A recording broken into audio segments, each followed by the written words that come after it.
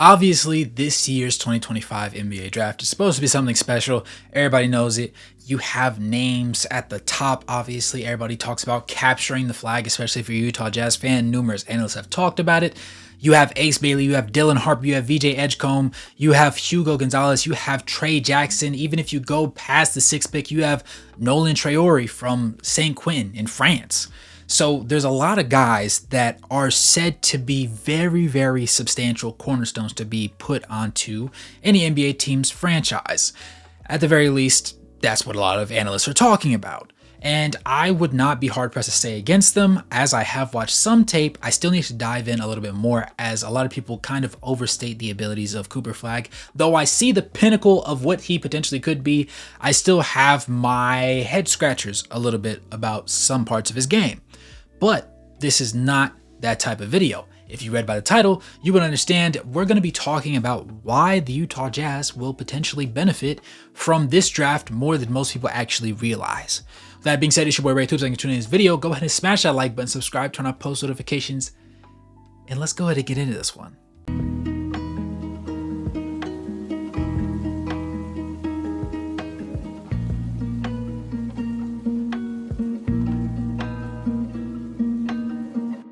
So obviously, as everybody knows, the Utah Jazz ended up re-signing Lauri Markkanen, right? So 5 years sitting on the books. After this year, it's going to be 4 years. If anybody remembers how contracts and rookie contracts work, there's probably going to be a 4-year deal set on the table, whether it be Cooper Flagg, Nolan Traore, or any of these guys, VJ Edgecombe. It doesn't really matter. Whoever they end up nabbing, so long as they do end up with a top 7 pick, will end up getting that 4-year deal, and they'll be feeling really, really good about it. And why do I say really, really good? Because if all of these 7 guys are supposed to be franchise cornerstones, maybe they don't dramatically overturn everything that your franchise has ever been, but maybe they are a cornerstone piece that you can build around and create a championship contender. The Utah Jazz have already put together several pieces. We have 7 guys under the age of 21. We have a lot of young talent. We have a lot of guys that are going to be trying some things out. And because they're tanking this year, all those guys are going to get a lot of minutes to show what they can and cannot do. So when the draft comes around and we do get our pick, even if we don't end up with Cooper Flagg and having the number 1 overall pick, we're still going to have our choice of the litter to decide what type of player will be most capable and will have the ability to be maximized from a talent standpoint to the highest degree in comparison to the rest of the Utah Jazz roster. Now, understanding that, we also have to take into account our salary conversations, because those things matter. We've seen a lot of teams sit there and spend their whole salary cap building a super team, so to speak, but there's not enough money to go around to all the people that end up doing all the dirty work, all the people that are utility pieces, all the people that have very niche roles. So by default, you just have to throw in the fodder and veteran minimums and just see what you can put together with the main guys that you have on your roster. Well, this allows us to have a little bit more flexibility, especially with the new CBA deal in place. You need that. And since we have 1 max contract with Lauri Markkanen, if these players, let's say it's just the top 5 players that end up being surefire hits, like these guys are going to be perennial all-stars at worst. Like if they get less than 3 all-stars in their career, we would consider them a bust. Then I would wager that first 4-year deal is going to be very, very well spent, and it's going to be cheap. That's the other thing. If any of them end up becoming an all-star in their first 4 years, you automatically got it for a bargain. You got it for a steal easily.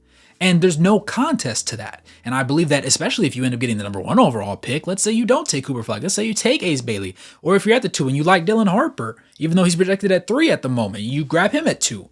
It doesn't really matter, because all of those guys will have that level of potential. And when you pair them alongside Lauri Markkanen, because you didn't have to trade him, you're going to have 2 guys. And let's say, you know what, at that point, Brandon Ingram starts looking a little bit more attractive. Let's say the Knicks play their year out, but they're not really feeling too comfortable with some sort of things. They think they can do fine without Julius Randle. I'm not the biggest fan of Julius Randle personally, but is that a decent third? It wouldn't cost too much to get, to be quite honest with you, and the Utah Jazz have a treasure trove of draft picks over the next few years to delve out and try and make something shake. So with that context, I think that the Utah Jazz would be very well put if they decided to go ahead and go out of their way and test the waters. I think that this is a very impressive thing that a lot of people don't pay attention to. Obviously, you have teams like your Pistons and your Hornets where they have certain like really good pieces.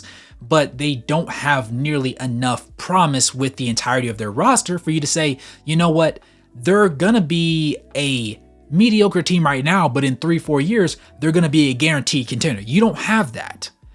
I would argue that last year, if we started Colin Sexton out the gate and we had the proper roster with Chris Dunn starting at the point guard spot, we could have been a borderline play-in team. So we gutted that roster just a little bit, got some fresh rookie talent. About 2-3 years of development, we'll know exactly who a lot of these young guys are. You'll have Lauri Markkanen going in at about 31 years of age, so he still has a couple more years on his prime, and though he is a 7-footer, his game isn't the bruiser, remember? Yes, he can finish at the rim. Yes, he can catch lobs, but he's known to be a 7-foot marksman. He's one of only 3 7-foot plus tall individuals who have hit 1,000 threes in their career. And some people will go with Karl-Anthony Towns, but I believe that Lauri Markkanen is by far the best big man shooter in the league. I don't think it is close. I was about to say something absolutely belligerent. I think that it is close.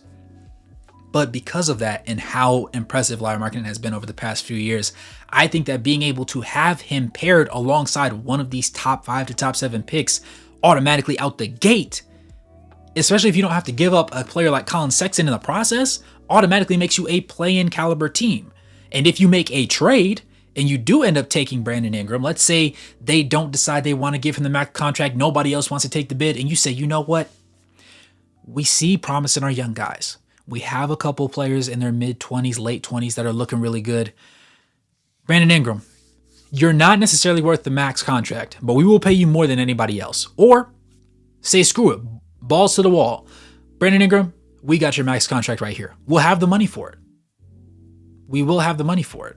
Now, do I think he's a max player? No. But do I think that he could prove himself to be a max player depending on how his numbers look this year? For sure. And I don't think that the trade would require much, even if it was a sign and trade situation, which I don't know how that would end up panning out too desperately, honestly, if you're the Pelicans, because they've already kind of ostracized him a little bit and he didn't show up to voluntary workouts at one point recently. So I could see a world where he has an opportunity to really make things shake. It wouldn't surprise me. And if you're Danny Ainge, I'm sure this has been something that has crossed his mind several times over. I think that even though Lauri Markkanen re-signed and they were like, yeah, we're going to shop him around because we have to shop him around and it makes sense, it's the correct thing to do. Yes, it was the correct thing to do. But Colin Sexton and the other guys are still on the table. And because of that, you have an opportunity to make other trades. But if you choose not to, you still end up being poor in the record standings. And then you end up getting a top 5 draft pick. You can pair a peak player, somebody that could potentially be an NBA all-time great, alongside one of the, if not the greatest big man shooter of all time in Lauri Markkanen, and you still have a treasure trove of young players that are going to be ascending alongside this player. And while they may not have the same peak as them, they will all grow about the same rate, and that will guarantee you a period of a long window of championship contention instead of a short one where you're banking on Lauri Markkanen alone and whatever tradable assets you got over this offseason. Because let's face it, the big time game hunting, it didn't get anything. And do I think Brandon Ingram guarantees us, a conference finals berth? No. But I think that Brandon Ingram, let's say it's not Cooper Flag. Let's say it's Ace Bailey, Dylan Harp, right? One of those two guys alongside Brandon Ingram and Lauri Markkanen. That's a really big 3. If you don't have to give up Colin Sexton at some point this season, and I know I talked about a trade with Colin Sexton, if we could keep Colin Sexton, those 4 players, I like those odds. I really like those odds.